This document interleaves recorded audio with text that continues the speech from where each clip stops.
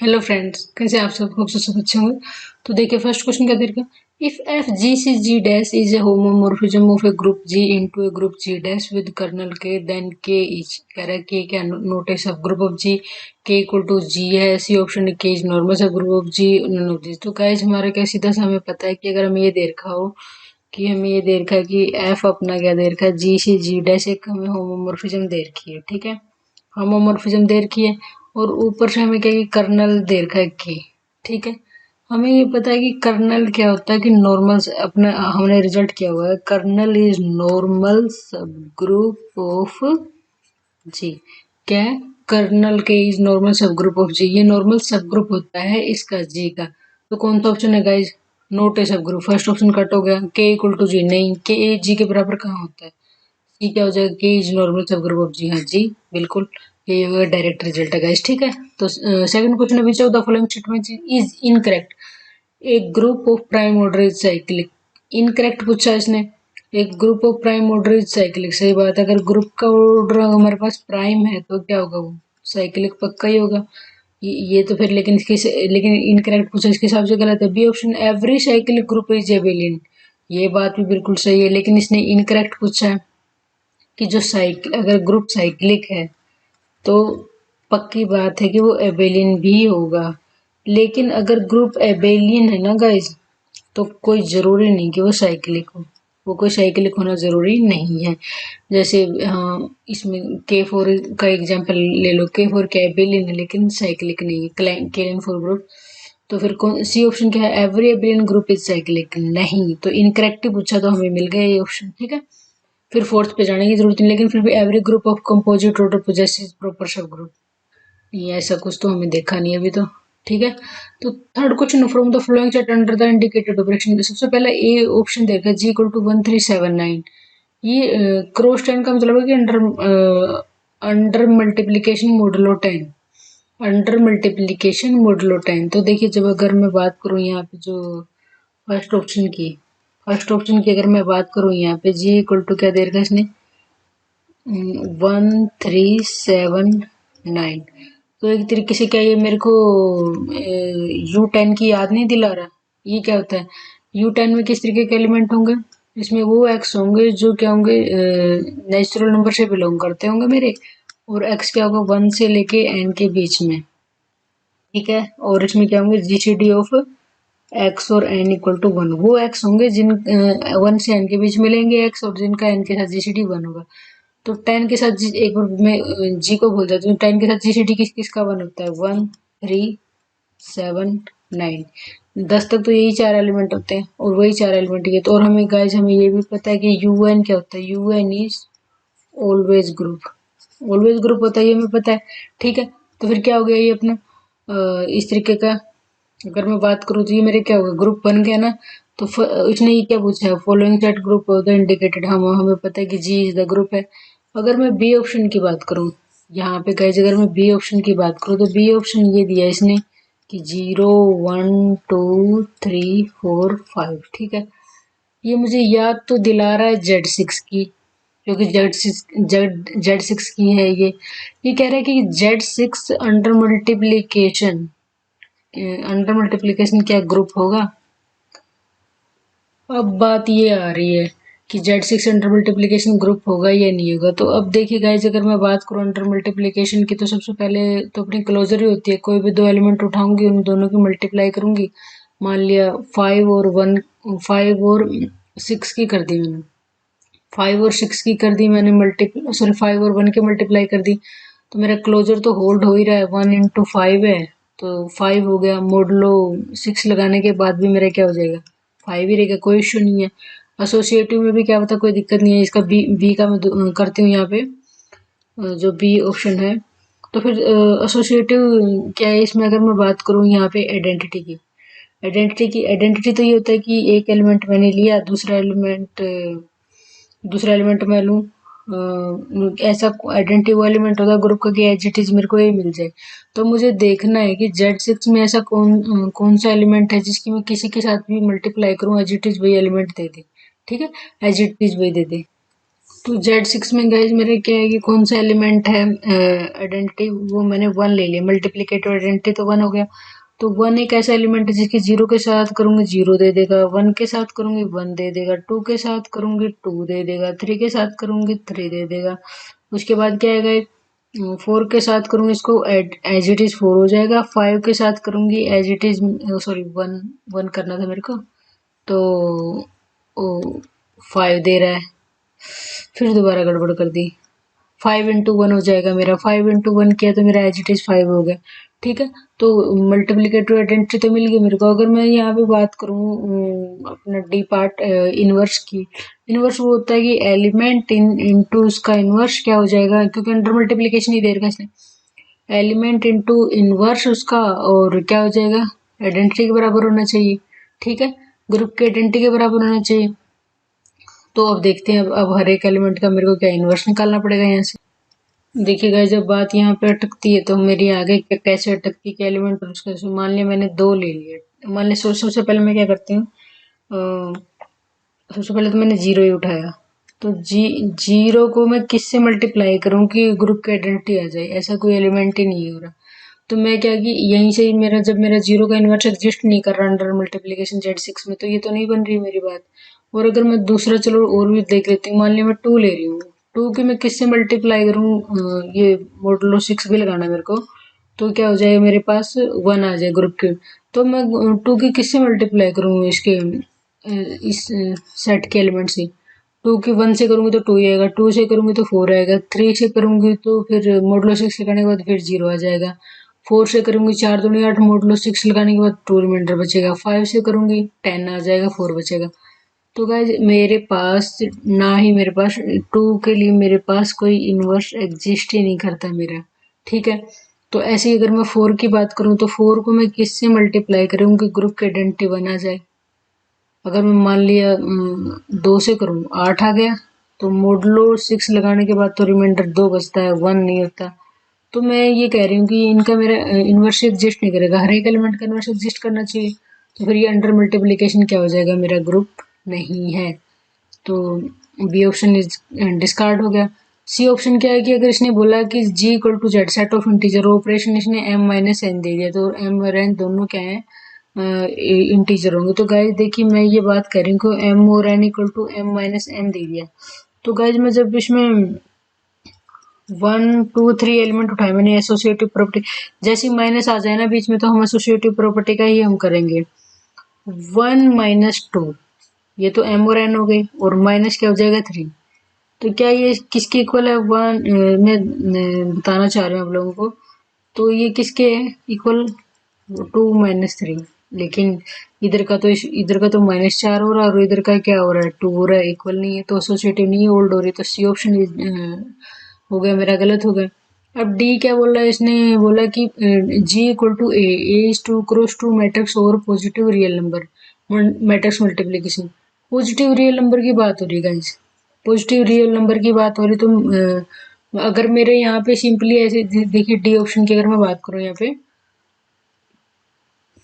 जो जो option D दिया है, ऑप्शन डी में जो दे रखा है, इसने कहा है कि ये जो सेट दे रखा है, इसमें वो मैट्रिक्स है मेरी 2 क्रॉस 2 की, जिसमें क्या होगा, इनके सारे एलिमेंट, मान लिए मैं जो भी मान रही हूँ 2 क्रॉस में ए बी सी डी, इसने यही बोला ना रियल नंबर, तो पॉजिटिव रियल नंबर है, तो पॉजिटिव रियल नंबर है, तो गाइस जब मेरे को पता है कि मैं कुछ भी अप्लाई करूँ इसमें, पॉजिटिव और रियल नंबर है, तो मेरे पास क्या हो जाएगा, हर एक एलिमेंट का मल्टीप्लिकेटिव इनवर्स भी एग्जिस्ट करेगा, मल्टीप्लिकेटिव इनवर्स भी एग्जिस्ट करेगा मेरा।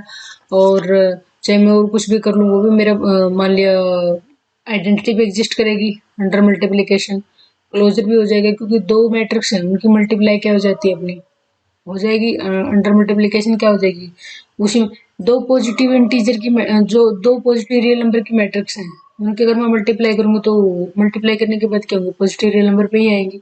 तो फिर मेरा गाइज क्या है कि ये भी मेरा ग्रुप हो जाएगा। तो इसके है ना गाइज, मैंने ट्राई किया है इसमें, या तो कुछ मिस्टेक है ऐसा, ये तो कुछ मिस्टेक है गाइज, अदरवाइज क्या है कि इसके 2 ऑप्शन करेक्ट है। या तो फिर ये पॉजिटिव रियल नंबर ना देता, सिंपल रियल नंबर दे देता, तो फिर क्या हो जाता, ये पक्का नहीं बनता ग्रुप, ये पक्का नहीं बनता ग्रुप, ठीक है।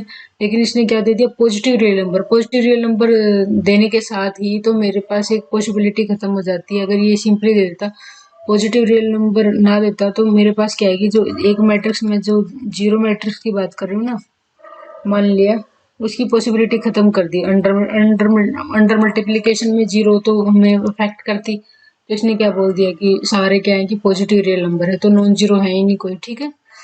तो इसके दो ऑप्शन करेक्ट है गाइस, ठीक है। नेक्स्ट है क्वेश्चन नंबर 4।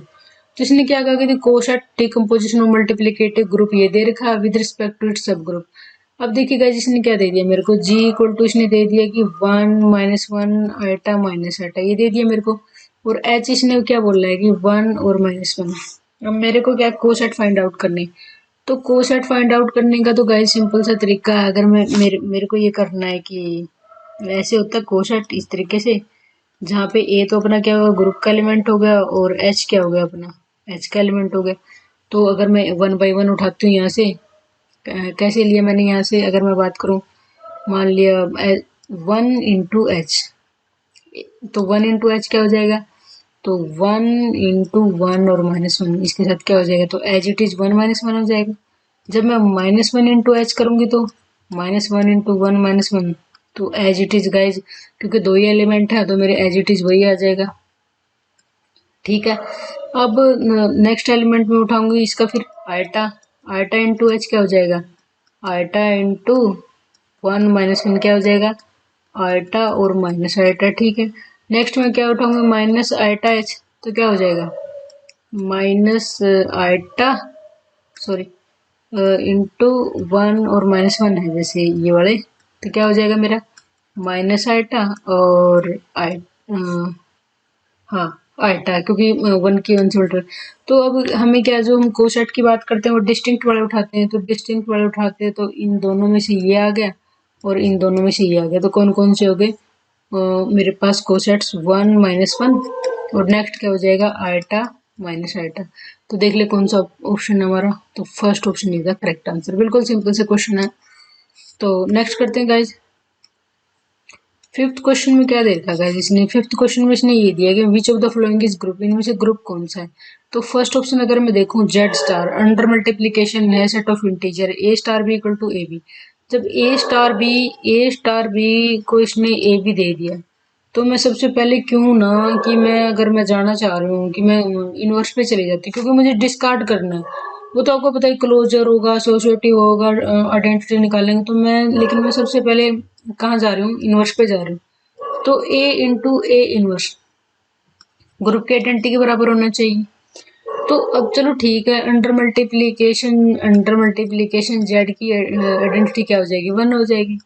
तो 1 होगी तो मेरे को ये पता है कि ए इंटू ए का इनवर्स आइडेंटिटी के बराबर होगा। ए मैंने एलिमेंट 2 ले लिया जो कि इंटीजर से बिलोंग कर रहा है, तो 2 का इनवर्स तो 1/2 ही होगा, तभी मेरा 1 आएगा। लेकिन 1/2 तो सेट ऑफ इंटीजर से बिलोंग ही नहीं करता, तो फर्स्ट ऑप्शन क्या होगा, ग्रुप नहीं बनेगा। तो अब बात ये भी है, जैसे ये फोर्थ ऑप्शन भी एज इट इज बिल्कुल सिमिलर ही दे दिया, Z star A star B equal to A B, बिल्कुल एज इट इज दे दिया, कोई फर्क नहीं इसमें। तो अब बी ऑप्शन क्या है, बी ऑप्शन में सीधा काट रहा हूँ बिना पूछे, क्यों, A star B equal to A minus B. जैसे ही ए माइनस बी आ रहा है गाइस, तो हमारा एसोसिएटिव वाला चक्कर फिर यहाँ शुरू हो जाएगा, कि जैसे मान लिया ए स्टार बी है इसने, तो ए माइनस बी हो गया। अब ए स्टार बी स्टार सी, तो क्या हो जाएगा, ए माइनस बी फिर माइनस सी, तो फिर मैंने वही 1 - 2 - 3 वही फेमस एग्जाम्पल ले लिया, तो मेरा होल्ड नहीं करेगा। तो मैं बिना चेक किए बोल सकती हूँ कि ये C option is the correct answer. दूसरी बात क्या है कि आर स्टार है, मतलब आर अंडर मल्टीप्लीकेशन है, A star B equal to A B दे रखा है, तो और ए भी सारे पॉजिटिव रियल नंबर, सारे पॉजिटिव रियल नंबर, तो कोई समस्या ही नहीं है, क्लोजर भी हो जाएगा कि कोई भी दो में मान लिया, दो कोई भी पॉजिटिव रियल नंबर लिए, उनकी मल्टीप्लीकेशन पॉजिटिव रियल नंबर ही आएगी। अगर मैं बात करूँ इनवर्स की, तो A into A inverse equal to इसका क्या हो जाएगा, आइडेंटिटी कितनी होगी इसकी, आर प्लस की आइडेंटिटी कितनी होगी, मल्टीप्लीकेशन 1 हो जाएगी। तो वो 1 हो जाएगी, तो मेरे को पता है कि ए इंटू ए इनवर्स, तो क्या हो जाएगा अपने गाइस, तो अगर मान लिया 2 है तो उसका इनवर्स 1/2, और 1/2 अपना रियल से भी बिलोंग करता है, वो सारी चीजें होल्ड हो जाएंगी मेरी, ठीक है। तो C option is the correct answer. Next guys question क्या दे रखा है इसने 6, इसने कहा कि let H is sub group of G in which of the following H is not normal, इनमें से नॉर्मल कब नहीं होगा। सबसे पहले तो इसने कहा है कि जी इक्वल टू जी और G inverse equal to H, और ये सब ग्रुप अपना जी के बराबर नहीं होगा। तो गाइस सबसे पहली बात तो है कि जो फर्स्ट, अगर मैं बात करूँ फर्स्ट ऑप्शन की, ये तो मेरा करेक्ट है। इसने तो कहा है कि नॉर्मल कब नहीं होगा, लेकिन मेरे को तो पता है कि ये तो मेरी नॉर्मल की ही कंडीशन है, ये तो मेरी नॉर्मल की ही कंडीशन है। दूसरा ऑप्शन क्या हो जाएगा, तो मेरा फर्स्ट डिस्कार्ड हो गया। दूसरा ऑप्शन क्या है, index of H in G is two. हमें ये पता है कि ऑर्डर ऑफ ग्रुप और ऑर्डर ऑफ ग्रुप को जब सब ग्रुप से डिवाइड करते हैं, अगर उसका डिवाइड के बाद 2 आ जाता है हमारे पास वैल्यू, तो ये क्या होता है, ये क्या बोला जाता है, इंडेक्स। अगर ये इंडेक्स 2 है तो नॉर्मल सब ग्रुप होगा पक्का, लेकिन इसने कहा कि कब नहीं होगा, तो ये भी डिस्कार्ड हो गया। सी बोला product of two right coset of H is a right coset. ठीक है, हाँ।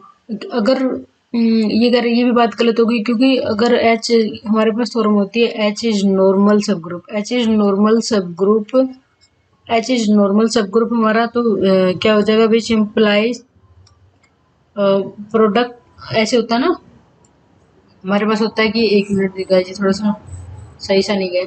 तो इसमें क्या होता है गाइज कि अगर मेरे पास है ना, if H is normal, if H is normal सब ग्रुप ऑफ जी, मतलब ये क्या होता है, इफ नहीं लगाती हूँ मैं, सीधा लिख देती हूँ कि एच इज नॉर्मल सब group of G if and only if product of two right product of two right cosets is product of two right coset is a right coset. ठीक ठीक है, ऐसा अपना रिजल्ट होता है। तो ऑप्शन सी भी डिस्कार्ड कर दिया हमने। अब तो गाइज एक चीज और सोचने वाली बात है कि product of two left coset of H is left coset. बात तो ये भी सही बोल रहा है। इसने कहा है कि जब मैं प्रोडक्ट राइट कोसेट्स की मल्टीप्लाई करती हूँ एच की, तो राइट कोसेट बनता है, और लेफ्ट की मल्टीप्लाई करती हूँ तो लेफ्ट बनता है। तो बात तो ये भी ठीक है, लेकिन इन्होंने क्या दे रखा है हमें, जो ऑप्शन दे रखा है इन्होंने फोर्थ ऑप्शन करेक्ट दे रखा है। तो फोर्थ ऑप्शन तो ऐसे एक ही सूरत में करेक्ट हो सकता है कि एच नॉर्मल कब नहीं होगा, अगर ऐसे लिखा होता है। यहाँ पे मेरे को लग रहा है कि कुछ मिस प्रिंट है। Product of two left coset is equal to, यहाँ पे आई थिंक मेरे को लग रहा है राइट लिख रखा होगा, राइट कोसेट की, दो लेफ्ट कोसेट की प्रोडक्ट अगर राइट हो रही है, तब मेरा ऑप्शन डी इज करेक्ट हो जाता है कि तब नॉर्मल सब ग्रुप नहीं होगा। क्यों नॉर्मल सब ग्रुप तब होगा अगर दो राइट कोसेट की मल्टीप्लाई राइट कोसेट हो, लेफ्ट कोसेट की मल्टीप्लाई लेफ्ट कोसेट हो। तो इन्होंने इस तरीके से थोड़ा सा मिस प्रिंट हो जाता है, इन्होंने काफी क्वेश्चन कर रखे हैं मिस प्रिंट। तो नेक्स्ट गाइस देखिए इसमें क्या दे रखा है, इसने क्वेश्चन दे रखा है let five be homomorphism of a group G into another group G dash and E dash with their identity element, then which of the following is not correct. अब तो गाइस देखिए मेरे को ये जब हम एफ अपना क्या है कि जी से जी डैश पे होमोमॉर्फिज्म दे रखा होता है, तो एक तो हमने जो थोरम में पढ़ा है कि इसकी जो आइडेंटिटी की इमेज होगी वो क्या होगी, इसकी आइडेंटिटी के बराबर होगी, ये तो मेरा करेक्ट है।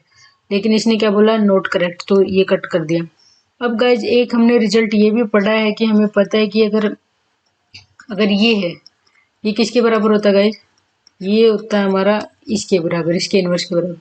तो अगर मैं बात करूँ यहाँ पे, अगर मैं इसका इनवर्स ले लूँ, मैं डी ऑप्शन की बात करूँ, अगर मैं इसका इनवर्स ले लूँ, तो फिर अब ये भी तो मैं यूज करूँगी, ये मेरे किस काम आएगा, इसका इनवर्स और फिर इसका इनवर्स, इनवर्स से इनवर्स कैंसिल हो गया, तो एज इट इज मेरा 5x आ गया। ये गाइज हम कर भी चुके हैं, लेकिन ये क्या हुआ, नोट करेक्ट पूछ रहा तो ये ऑप्शन भी गया। अब जो फर्स्ट ऑप्शन है, अब मेरे को पता है कि जब हम होमोमॉर्फिज्म की बात करते हैं तो ऐसे होता है हमारा कि अगर इस तरीके से है तो हम हमारे पास ऐसे होता है कि 5 ऑफ x 5 ऑफ y, ये मेरी प्रॉपर्टी होती है। लेकिन इसने कहा कि इनकरेक्ट बताना, तो अब जो ये वाला ऑप्शन है ना, बी ऑप्शन की 5x equal to 5y which implies x equal to y, ऐसा हमने कोई रिजल्ट नहीं पढ़ा, ऐसा हमने कोई रिजल्ट नहीं पढ़ा होमोमॉर्फिज्म में कि 5x इक्वल टू 5y होगा तो x इक्वल टू y होगा। ये तो 1 1 की कंडीशन होती है, लेकिन होमोमॉर्फिज्म में तो 1 1 और 2 का कोई चक्कर ही नहीं होता उस टाइम पे। ठीक है, तो कौन सा इसने इनकरेक्ट पूछा था, बी ऑप्शन इज इनकरेक्ट। ठीक है, नेक्स्ट क्वेश्चन है जिसने क्या पूछा हमसे, इसने पूछा है हमसे कि ये बोला कि if in a group G order of A equal to M है, order of B equal to N है, वेर ए बी दोनों जी से बिलोंग कर रहे हैं, तो ये कह रहा है कि इनमें से कथन कौन सा सही है, इनमें से कौन सी बात करेक्ट है। अब देखिए गाइस, इसने ये बोला है कि order of A equal to M दे रखा है, order of B equal to N दे रखा है। तो अब देखिए हमें निकालना है ऑर्डर ऑफ ए बी, ठीक है, ऑर्डर ऑफ ए बी। तो देखिएगा इसमें जैसे फर्स्ट ऑप्शन दे रखा है order of A B equal to M है, order of A B equal to N है, सी दे दिया order of A B equal to M N है, ठीक है। तो देखिए वैसे तो हम अगर निकालते होते हैं, अगर हमें निकालना होता है तो हम निकालते होते हैं, ये इसका जो करेक्ट मेथड बता रही हूँ, अगर आपको इस तरीके से दिया हो कि एलिमेंट्स के ऑर्डर दे रखे हैं मेरे को और मेरे को निकालना, तो LCM of order of A and order of B, इन दोनों का जो एलसीएम होगा उसके बराबर होगा, ठीक है। तो और एम और एन की मेरे को पता ही नहीं है, तो एम तो लिखने का मेरा तरीका यही होगा LCM of sorry LCM of M और एन, एलसीएम ऑफ एम और एन। अब एम एन मेरे को एग्जैक्ट पता हो वैल्यू फिर तो मैं डायरेक्ट ही पुट कर दूं, लेकिन मेरे को तो पता नहीं है कि इनमें क्या कॉमन है क्या नहीं है। तो करेक्ट आंसर तो ये है। तो इनमें से तीनों में से कुछ नहीं, तो इनमें से कोई नहीं, कि डी ऑप्शन पे करेक्शन लगेगा, ठीक है। दूसरा तरीका है गाइस, दूसरा तरीका क्या है इसका, कि मान लिया मैं जैसे जेड सिक्स की बात करूं, वहां पे मैंने एक 2 ले लिया एलिमेंट, एक 4 ले लिया। तो अब देखिए ऑर्डर ऑफ 2 कितना है, 3। ऑर्डर ऑफ 2 मतलब 2 को 3 बार ऐड करूंगी तब मेरा 6 आएगा, है ना। और ठीक है, वो वाली चीज हो जाएगी। अब नेक्स्ट क्या है कि अगर मैं बात करूं कि ऑर्डर ऑफ 4 एलिमेंट की, तो उसका कितना है, इसका भी आई थिंक 3 है। कैसे, जैसे 4 + 4 + 4 8 और 4 12, ठीक है। तो वो वाली चीज इसमें। तो देखिए गाइस, अब इसकी अगर मेरे को क्या प्रूव करना है, ठीक है, मेरे को प्रूव क्या करना है कि ये कह रहे हैं कि order of A B equal to M होना चाहिए। तो अब देखिए order of A B in the sense कि यही है कि एक एलिमेंट मैंने 2 उठा लिया, एक ये और बी ये है। तो अब मेरे को ये भी तो देखना है कि Z6 में ऑपरेशन क्या होता है, अंडर एडिशन होता है। तो 2 + 4, 2 + 4 क्या हो जाएगा, ऑर्डर ऑफ 6। ऑर्डर ऑफ, अब मॉडुलो 6 को कौन लगाएगा, मॉडुलो 6 लगाने के बाद ऑर्डर ऑफ 0। तो ऑर्डर ऑफ 0 कितना होता है, वो तो 1 होता है। Not equal to, order of M करने का मतलब इसका 3 आना चाहिए था, लेकिन नॉट इक्वल टू 3। तो ऑप्शन ए इज डिस्कार्ड हो गया। Order of A B equal to N, ये भी मेरी बात गलत हो गई, क्योंकि ये तो 1 के बराबर आया है, ये भी नहीं आ रहा है। अब सी ऑप्शन एम एन, अब एम एन तो ये क्या हो जाएगा, एम एन की अगर मैं बात करूं, ये कह रहा है तो फिर ये एक का इसका 3 है, इसका 3 है, तो ये भी मेरा होल्ड नहीं हो रहा है। तो क्योंकि मैंने एक ही सोल्व किया और मेरे तीनों होल्ड हो गए, मतलब बात बन गई मेरी, ठीक है। लेकिन आप लोग, ये तो मैंने जस्ट आपको फॉर एग्जांपल दिया, लेकिन आप ये वाला बेस्ट मेथड है कि ऑर्डर ऑफ ए बी अगर मेरे को निकालना तो दोनों के एलसीएम लेना पड़ेगा मुझे, ठीक है। तो नेक्स्ट क्वेश्चन देखिए गाइस, 9 क्वेश्चन इसमें क्या दे रखा है, क्वेश्चन नंबर 9। इसने कहा कि विच of the following statement is correct, order of subset of a group always divide the order of group. ये कह रहा है कि जो सबसेट का ऑर्डर होगा ना, वो हमेशा ग्रुप के ऑर्डर को डिवाइड करेगा। चलो आगे बढ़ते एक बार। Cyclic group have no subgroup, गलत बात है। Order of a coset always divide the order of group, आगे बढ़ते एक बार। Order of an element of a group never divide the order of group. तो यहाँ पे जो करेक्ट मेरे को लगी बात, करेक्ट बात ये है ना, तो मेरे को इसके बारे में पता है कि order of subset of a group always divide the group. ये कोई जरूरी नहीं है कि अगर सबसेट है तो उसको उसके ग्रुप को डिवाइड करेगा ही, ठीक है। अब मान लिया जैसे क्या है कि ग्रुप का ऑर्डर हो 10, ठीक है, और जो उसका सबसेट है, मान लिया उसका एच सबसेट दे रखा है, उसका ऑर्डर मेरे को दे रखा है 3, मतलब उसमें 3 एलिमेंट है इस ग्रुप में से निकले और इसका सबसेट भी है, लेकिन 10 को तो 3 डिवाइड नहीं करता ना, तो गलत हो गया। Cyclic group has no subgroup, गलत बात है। साइक्लिक ग्रुप के तो जितने भी सब ग्रुप जितने भी बनते हैं सारे ही सब ग्रुप होते हैं, इसके तो सारे सब ग्रुप साइक्लिक होते हैं, इसके तो बनेंगे ही। Order of a coset always divide the order of group, ये बात ठीक है कि जो कोसेट का ऑर्डर होगा वो हमेशा डिवाइड करेगा। अब डी ऑप्शन क्या, order of an element of a group never divide the order of group, ये भी बात गलत है। जो अगर ग्रुप का एलिमेंट है तो वो तो ग्रुप के ऑर्डर को तो डिवाइड करेगा ही, ये बात तो गलत ही होगी। तो नेक्स्ट क्वेश्चन है गाइस, 10th क्वेश्चन क्या दे रखा है इसने, identity element in Z integer under the binary operation star, ये कह रहे हैं मेरे को निकालनी है आइडेंटिटी। तो आइडेंटिटी निकालनी है तो इसमें तो कोई बड़ी बात नहीं है गाइज। सबसे पहले हम ऑपरेशन लिख लेते हैं, star B equal to A plus B plus 1 हो गया। तो आइडेंटिटी निकालनी तो मेरे को ही पता है कि ये अगर मैं कर रही हूँ कि किसी भी एलिमेंट के साथ मैं आइडेंटिटी ऑपरेट कर रही हूँ तो ए प्लस ई प्लस 1 किसके बराबर होगा, एज इट इज एलिमेंट के बराबर होना चाहिए। तो इधर आके मेरा क्या हो जाएगा, इसको मैं कैंसिल कर दूंगी, ई इक्वल टू क्या हो जाएगा -1। तो ई इक्वल टू -1 और ये मैं निकालना था, कौन सा ऑप्शन हो गया guys, B option is the correct answer. Hope so guys आप लोगों को लेक्चर ये क्वेश्चन सॉल्यूशन समझ में आया होगा। तो इसमें जैसे क्या होता है कि कभी कभार क्या होता है कि कुछ ऐसे मिस्टेक्स दे देते हैं जो कि हमें पता है कि जब हमने थ्योरी कर रखी तो हमें पता चलता है कि यहाँ पे ये कुछ गड़बड़ है। तो गाइज जो इसमें करवा रहे हैं वो करेक्ट करके बता रहे हैं, तो आप इस हिसाब से देख लेना, ठीक है। तो मिलते हैं नेक्स्ट लेक्चर में, तब तक के लिए जय हिंद जय भारत।